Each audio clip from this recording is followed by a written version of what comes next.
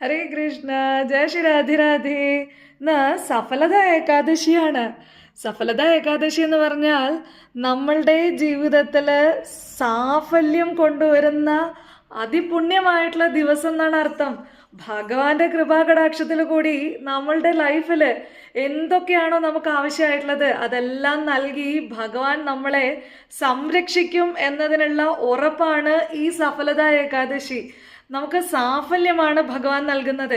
നമ്മൾ എന്തൊക്കെ പാപകർമ്മങ്ങൾ അറിഞ്ഞോ അറിയാതെയോ പൂർവ്വജന്മങ്ങളിൽ ചെയ്തിട്ടുണ്ടെങ്കിലും ഇനിയിപ്പോൾ ഈ ജന്മത്തിൽ തന്നെ നമ്മൾ ചെയ്തിട്ടുണ്ടെങ്കിലും ആ ഭഗവാനിൽ സറണ്ടർ ചെയ്ത് ആ ഭഗവാനെ സ്നേഹിച്ച് ആ ഭഗവാനെ പൂജിച്ച് ആ ഭഗവത് ചിന്തയിൽ നമ്മൾ ജീവിക്കുകയാണെങ്കിൽ സകല ഐശ്വര്യങ്ങളും നൽകി ഭഗവാൻ നമ്മളെ സംരക്ഷിക്കും.